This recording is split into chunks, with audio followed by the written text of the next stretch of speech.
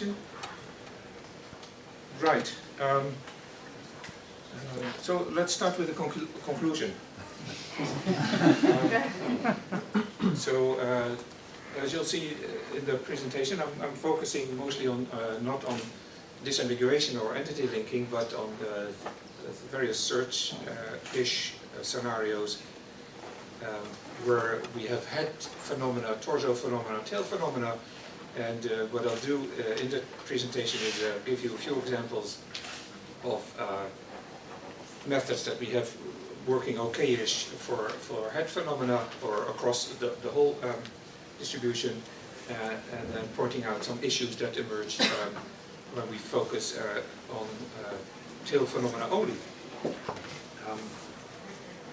So these examples are actually based on more than the work with Rido and Edgar, but also with other colleagues, and I'd like to acknowledge them: David, Evangelos, Sigi, Edgar, Dan, Bob, Rido, Manos, Christoph, Nikos, Wouter, and Marcel.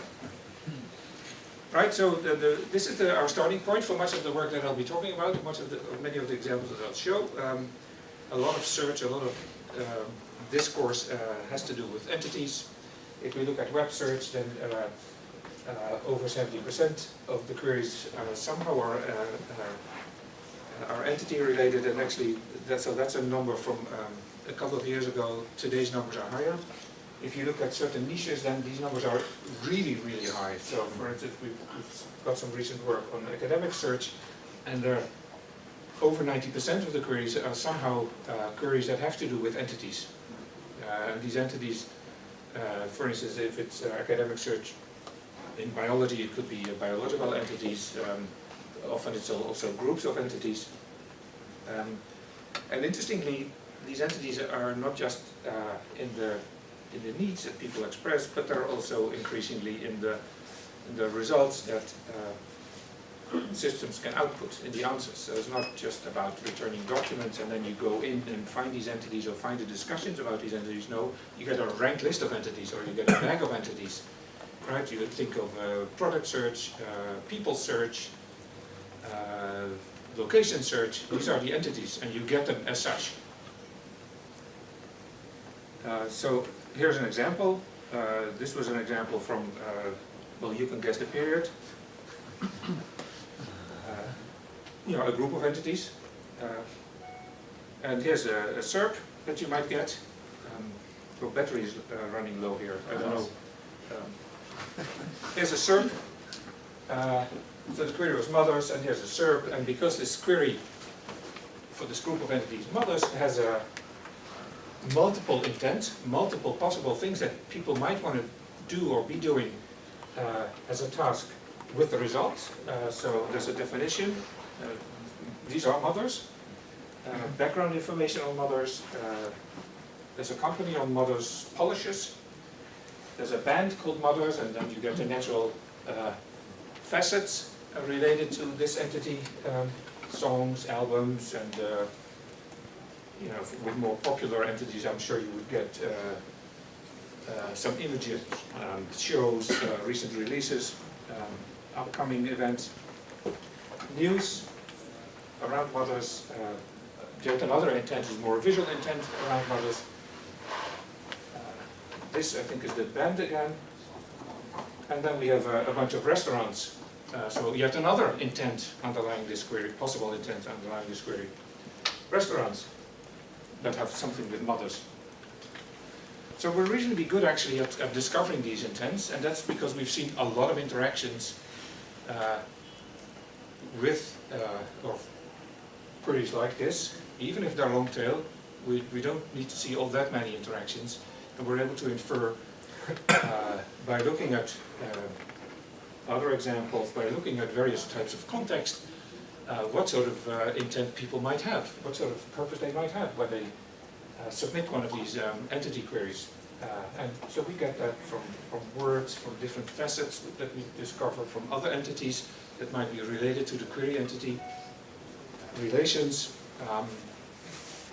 the multimedia you saw. We could have a bit of structured data, maybe not a lot, but a bit, etc. So what I'd like to do now is give you some of these examples that I promised. So someone should tell me when I have 5 minutes left. Yes, I will. Okay, great. So here's the first example. And this has to do with entities that we might not know a lot about yet, and we want to make them searchable.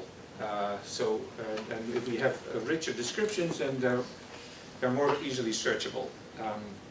So this is joint work with David, who's in the back of the audience. So this is an entity retrieval task. We might have entities, and occasionally we see this entity, or we think it's this entity, we see this entity being mentioned either in the news, in social media, or being queried about. And the idea is, can we grab this content and enrich it in our index and use that content that's somehow associated with this entity to create a richer representation and thereby make this entity more easily findable, retrievable. You can look at different sources, so David looked at queries, query logs, and then you get from the results that people click on, you get that this was a query that is related to that entity. Tweets, social tags, delicious. You might already have some knowledge base, a Wikipedia dump was used, and you might be able to get anchors.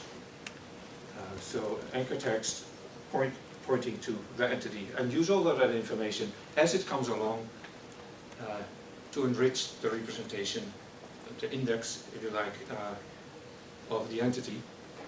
And what this graph shows is that each of these sources over time helps you to get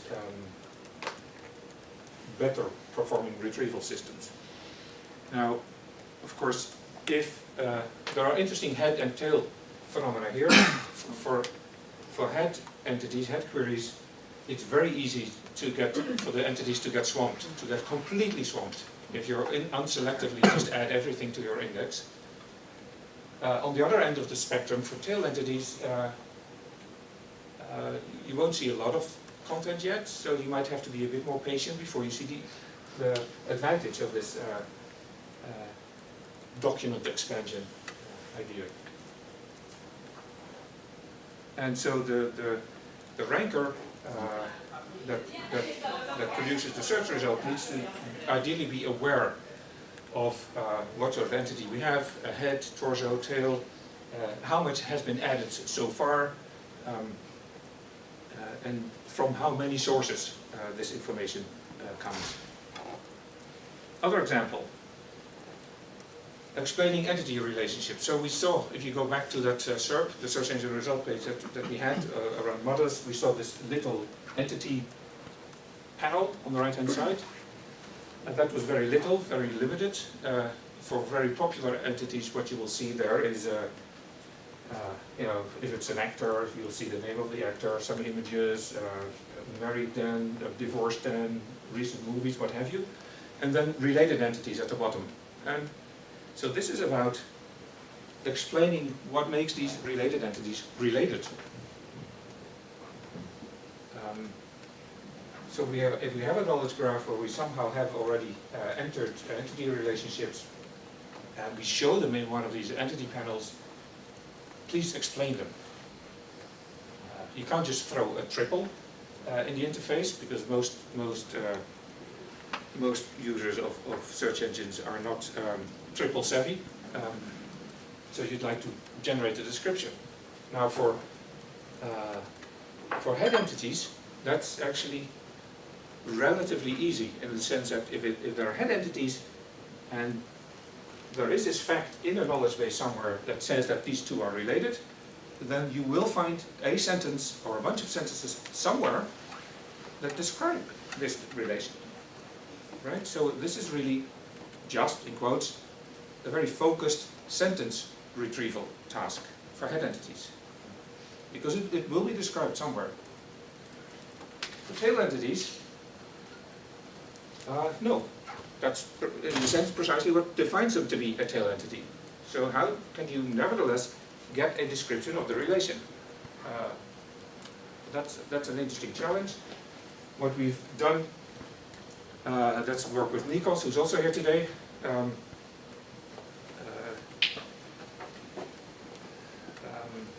Use existing descriptions that we have for head entities and somehow learn what sort of templates would give rise to these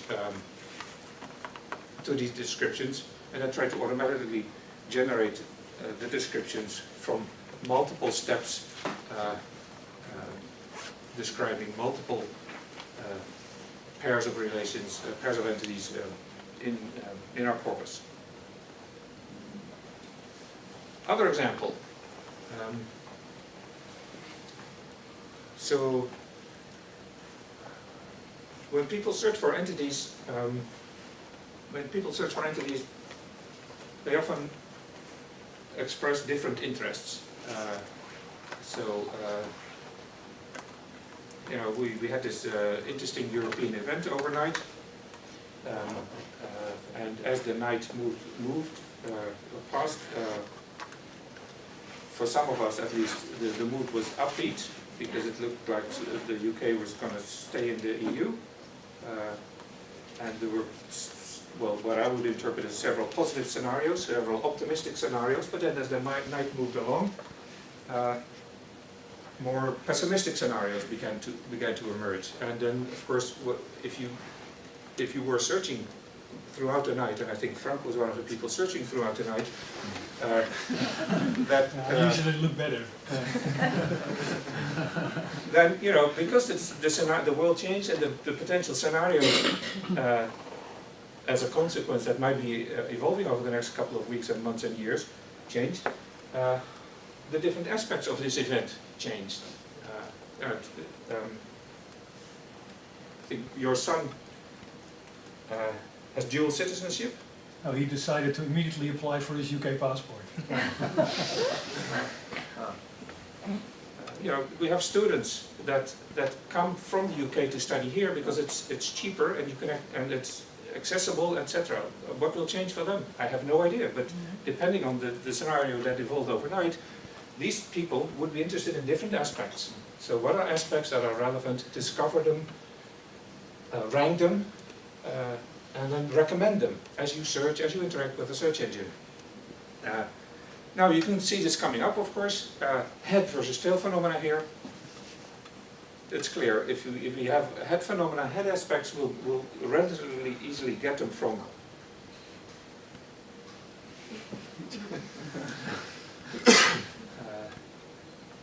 Let's go and try it. And there we are again. We'll relatively easily get them from search engine logs. And a bit of semantic relatedness. If we're in a tail setting, then we have very little behavioral data because they're not queried about a lot. So we need to rely mostly on semantic data to be able to discover aspects and to discover and to recommend aspects.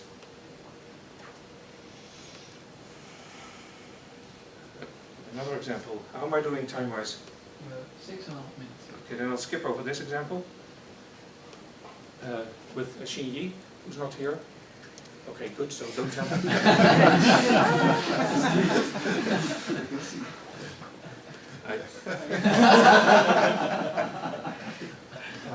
Here's another example, which I want to spend 1 or 2 minutes on.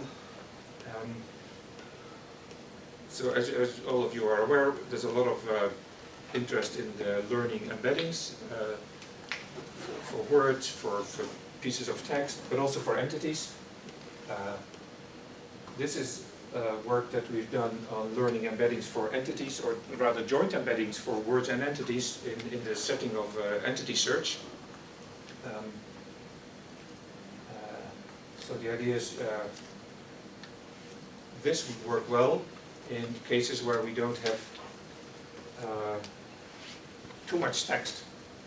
If we have a lot of text describing entities, then great, we can find them relatively easily because the vocabulary gap between what the searcher expresses and what the documents contain describing these entities will be small.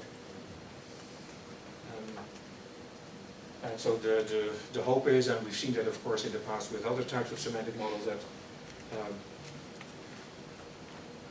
in relatively data sparse environments, these semantic models help you. In data rich environments, more simple lexical methods will help you. And that's exactly what we see. And actually, there's a nice correlation between this learning these, jointly learning these word and entity embeddings on the one hand, and their effectiveness for retrieval versus the amount of text we have available for these entities. Which also means that to have an optimally functioning entity retrieval system, or in our case a product retrieval system, you need to do both. And you let the ranker decide which representation, which ranking features to use, depending on how much data it has available. It knows, it thinks that it has available for these entities.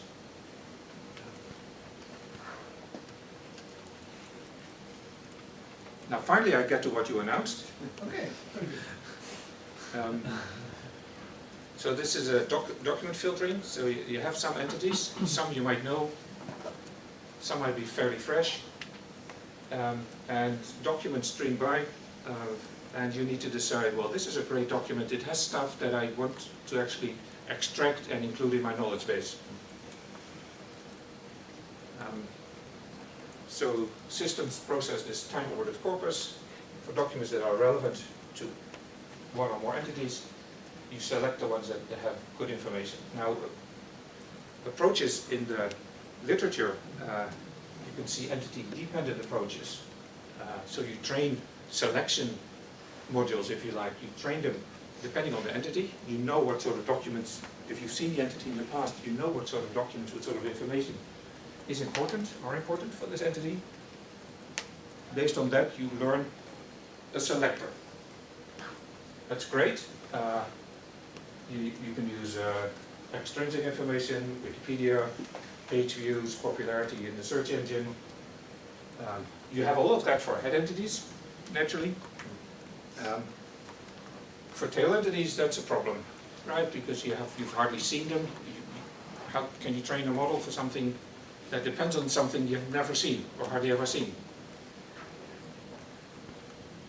So there, one would try entity-independent approaches. So update the knowledge base if you can, even for entities that are new, unseen entities.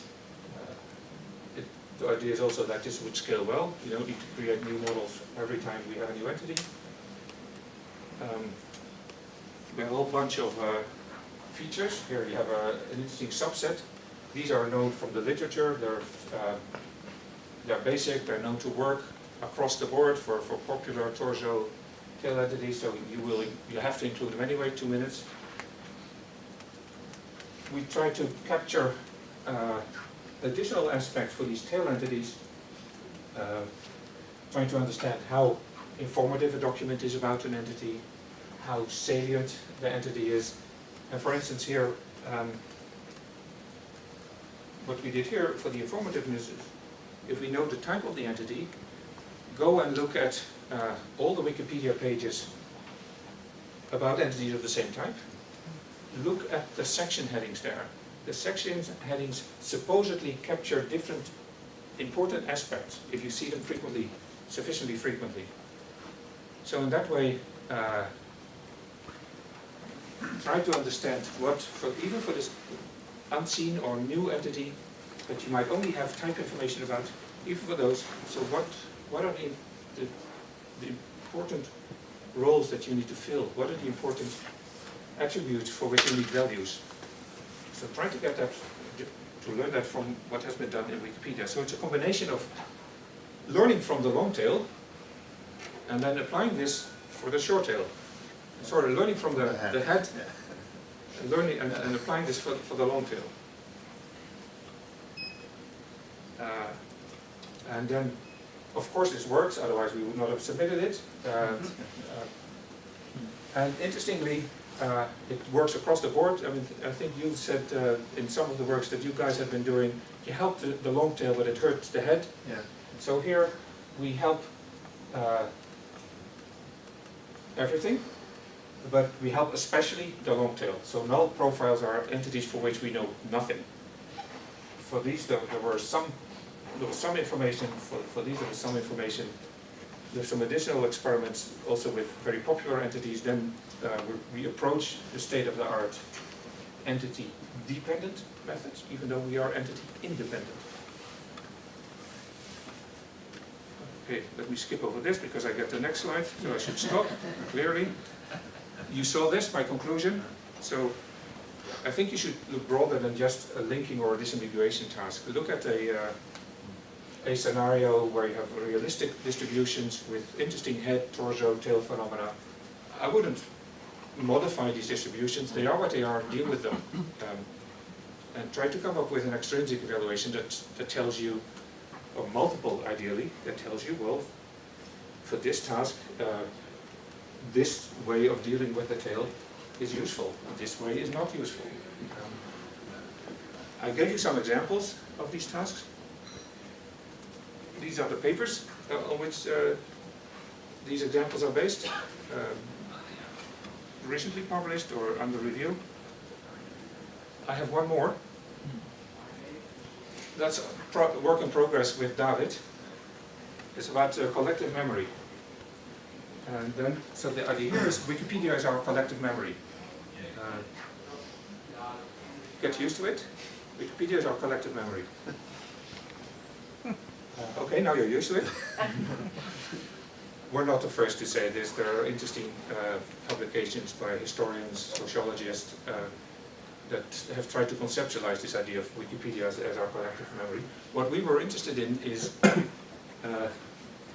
this period, in entities first mentioned. We first observe it in a corpus, or in the stream, news, blog, wherever. At some point it enters Wikipedia. What happens? What sort of phenomena occur in between this? So what we did here was, you have to correct me, David, on the track ABA corpus, we looked for entities that were not in Wikipedia yet, that emerged, and that ended up in Wikipedia at some point in time. So we took all of these time series, then stretched them so that they were all equally long. Right? Some of them were a day, you know. There's a tsunami, boom, it happens, and it's in Wikipedia probably within half an hour. Others take months. But we stretched them to all have the same length so that we could cluster them. And these are the clusters. These are some of the clusters. Right? What do you see? This is the frequency with which they occur in our text streams. This is the moment in time where they enter Wikipedia. So then they've entered our collective memory, we're no longer interested. Right, so here's what happens here is these entities enter into our discourse, they're discussed a bit, there's a peak, and then shortly after the peak, someone decides, ready for Wikipedia. This is even, here you have a somewhat stronger initial burst. You don't know whether that's shortly, right? Those because you stretched them, so you don't know if it's shortly. Well, we have another analysis, but with no beautiful plots yet, where we look at the length. Yeah, this was just. But from this picture, we can't say if it's shortly. No, that was not the purpose. Relatively short in the purpose was entire period. Where are the bumps? Where are the bumps with respect to birth and introduction into the collective memory? So this we have now. Next step would be to analyze each of these clusters and to, for instance, indeed look at the distribution of actual real-world time. Is that different here, there? Right. So analyzing these clusters one at a time. That's it. Thanks. Thanks.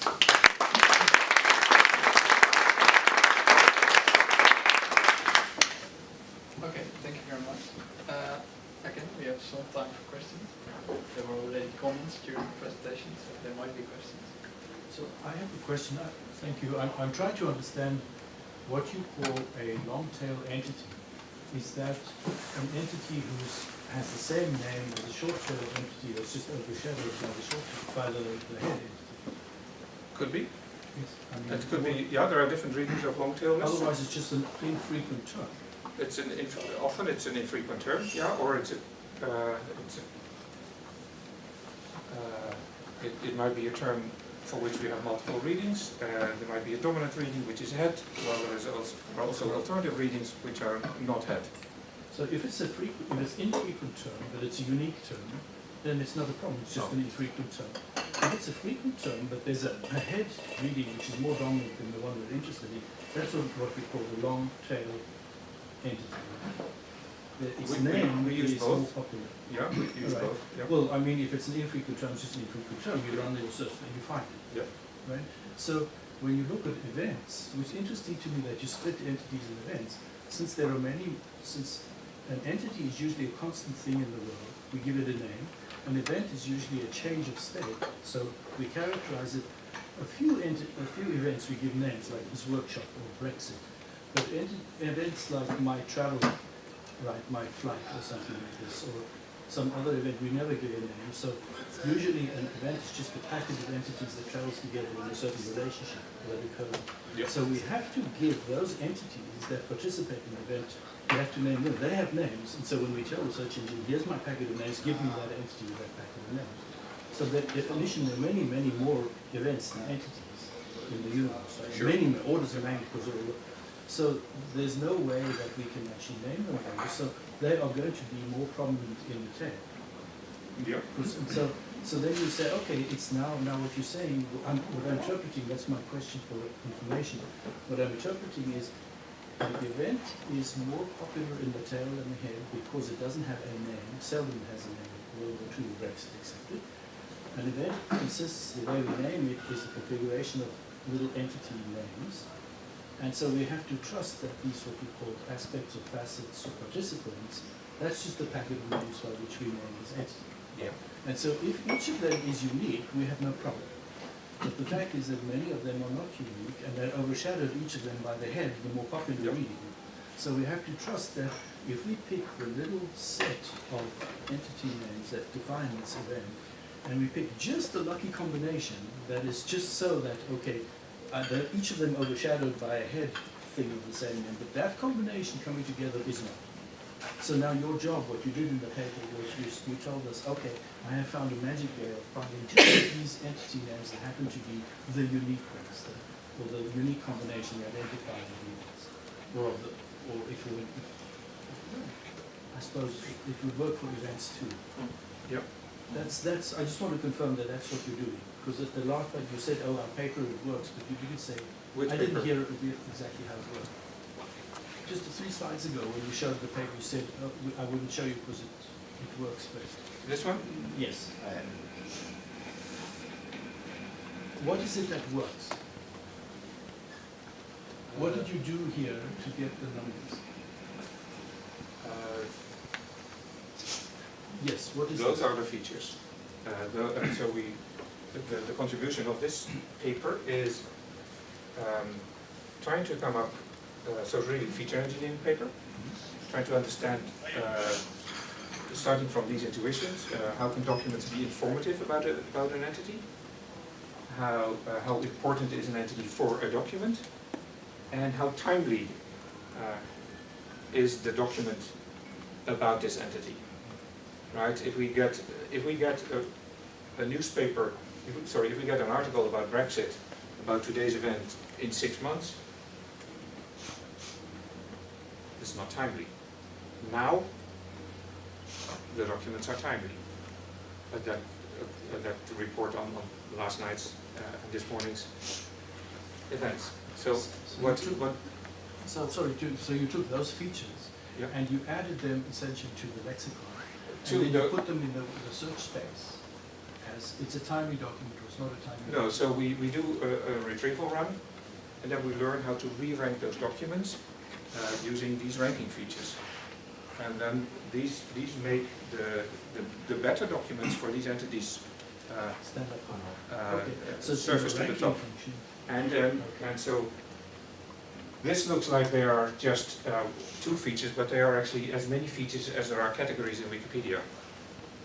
Because we learn these profiles for each type that is in Wikipedia. So there's lots of dependency, but with a tree-based learning method, it is able to just sail along happily.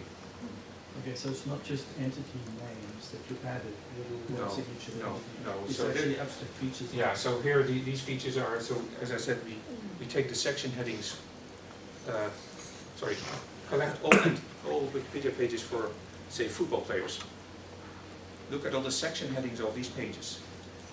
And then throw away all stop words, throw away a bit of the head and a bit of the tail, take the terms that are in the middle, that we assume are most descriptive of these section headings, use those for scoring. So meaning if we get a document that scores well on those terms. But then that goes back, there's not in feature space anymore. That just goes back at words that travel together Sure. with this unnamed Yep. low. Yep. Okay, Yep. all right, that's what I thought. Okay, thank you. Sorry to take the long question. So, for obvious reasons, I was interested in your first task, which was description of relationships between entities. So you can't throw a triple at the user. Yeah. And I think you were a bit too pessimistic there, because you were saying, well, this task gets harder if we know less, if the frequency occurrence of the entities is less. Yep. Right? But the good thing about knowledge graphs is the relationships also have labels. So Yeah, but we like a sentence. We like to have a sentence yeah, but that describes it. I know. Yeah. So if you say no, two rare entities, no. Ochtermuchti is located in 5. Okay, obscure fact about Scottish geography. Two long tail entities, but the relationship is called located in, and located in as a relationship has a very high frequency. So if the relationship itself, so what Sure. matters is not only the frequency of the entities, but also Good. the frequency of the relationship. You're right. Yep. So then it gets easier than And maybe you had indeed for feared. geo relations, it is often somewhat simpler than say and also for say relations in say the movie domain. Although already. Right, even the entities may be rare, the frequencies are, the relationships are frequent. Yeah. Right. But also a direct. Yeah. Final question? In your conclusion, you made, I think, a very important statement. So you said you stick to the natural distribution Yep. and change the way you value the systems that operate on this. Yep. I think it relates to the slide where you showed that it worked both for the head and for the tail thing. I think, With the document filtering? Yeah. Yeah. So this will be, I think, is it one of our quality observations for how to move forward Yep. and how to do this.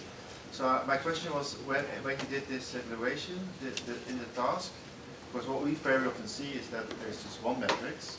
It's an overall matrix. It doesn't differentiate Yep. between the No, but types that's of what you do in problems. your failure analysis or in your Yes. operation studies after the fact, and then. But if the task is a natural distribution, and if you want to beat the state of the art, which is somehow a kind of condition to get your paper published, you have to perform more often on the head cases than on the tail one. So in the overall scoring, the tail phenomena is count very little, and so you. I think I will, just for the sake of argument, I'll disagree with you. Okay. Yeah. Yeah. And it's very much how you pitch the story.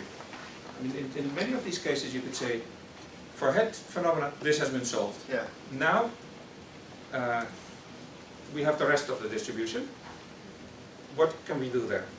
So then you look at what the state of the art does of non-head phenomena, and then you find, oh, this sucks. Here's our idea. We beat them. Okay, and then, so that's your main. But in the paper that you published on this case, what was your overall performance? Did you beat the state of the art? More or less. More or less. And because you will get nasty reviewers that will ask, so how do you do? And then you go, okay, well, not too bad. We don't, we. So my idea about this new task would be, that's why this is what I'm Also, sorry, to finish. whether or not to use the natural distribution So suppose we do not take the natural distribution. That's fine. Then You cut off the head. Yeah. Sure, but don't then mess with the rest of the distribution. No, not the rest. But you cut off the head so that in order to establish there the state of the art, you cannot do the obvious thing anymore. But you will get a reviewer that will ask, and how do you perform on the head? And then so it is sensible, just as a defensive mechanism, to have somewhere in the back of the paper, oh, by the way, we also did a Yeah. Okay. Having said that, so for search engines, even to get an improvement that works for 1 or 2% of the phenomena is dramatic. So forget about the 80 or 90% that they already solved. Now look at these very specific cases, and they might also only occur in 1 or 2% of the time. Yes. And there, getting significant improvements there is dramatic. Yeah.